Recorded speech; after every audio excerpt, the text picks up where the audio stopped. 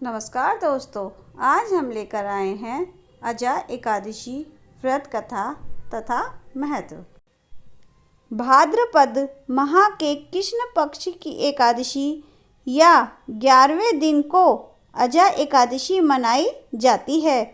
इस बार 10 सितंबर रविवार को अजा एकादशी पड़ रही है।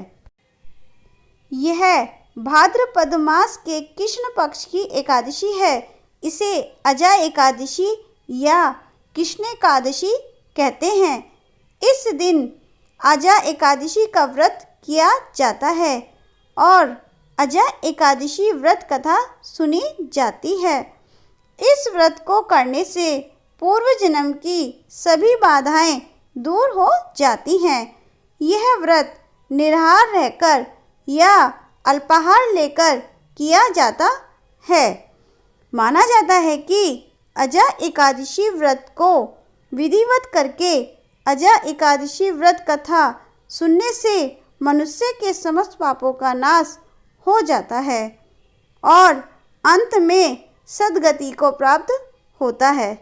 तो आइए जानते हैं अजा एकादशी व्रत कथा या अजा एकादशी की कहानी।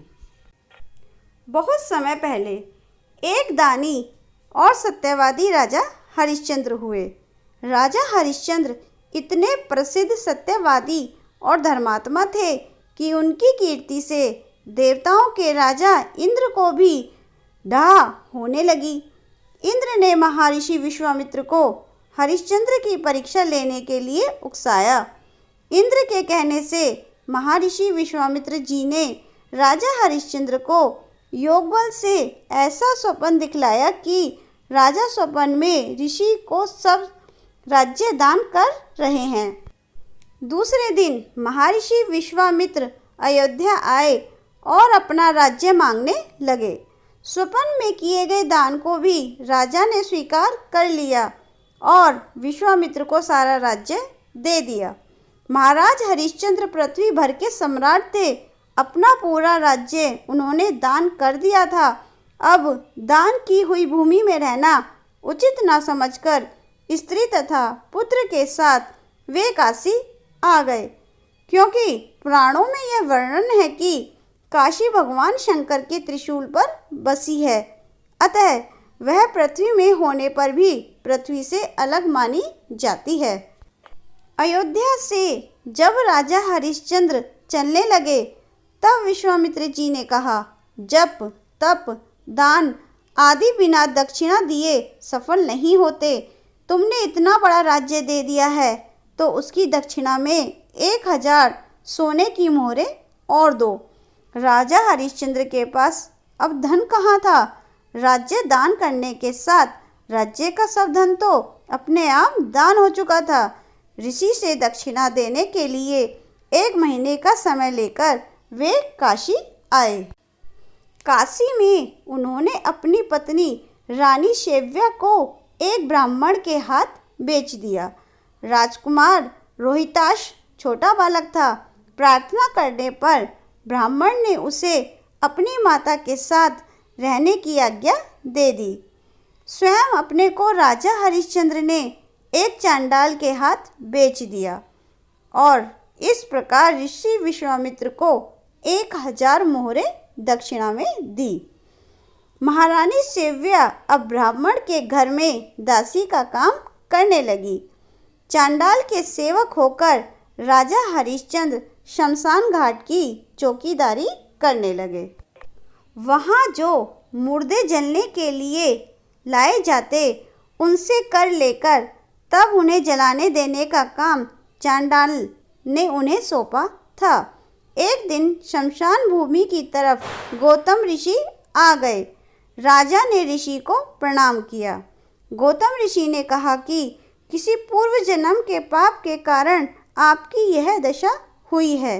यदि तुम भाद्रपद कृष्ण एकादशी का व्रत करो और अजा एकादशी व्रत कथा सुनो तो तुम्हारा इस हालत से उद्धार हो जाएगा। राजा ऋषि की बात मानकर अजा एकादशी का व्रत करने लगे। एक दिन राजकुमार रोहिताश्व ब्राह्मण की पूजा के लिए फूल चुन रहा था। उसे किसी सांप ने काट लिया। सांप का विष झटपट फैल गया और रोहिताश्व मरकर भूमि पर गिर पड़ा। उसकी माता महारानी सेव्या को ना कोई धीरज बांधने वाला था और ना उनके पुत्र के देह शमशान पहुंचाने वाला था। वह रोती बिलखती पुत्र की देह को हाथों पर उठाए अकेली रात के समय में शमशान पहुंची। वह पुत्र की देह को जलाने जा रही थी कि हरिश्चंद्र वहां आ गए और मरघट का कर मांगने लगे। बेचारी रानी के पास तो पुत्र की देह ढकने को कफन तक नहीं था। उन्होंने राजा को स्वर से पहचान लिया और गिड़गिड़ाकर कहने लगी, महाराज, यह तो आपका ही पुत्र है जो मरा पड़ा है। मेरे पास कर देने के लिए कुछ नहीं है। राजा हरिश्चंद्र को बड़ा दुख हुआ, किंतु वे अपने धर्म पर स्थिर बने रहे। उन्होंने कहा, रानी, मैं यहाँ चांडाल का सेवक हूँ। मेरे स्वामी ने मुझे कह रखा है कि बिना कर दिए कोई यहाँ मुर्दा न जला पावे।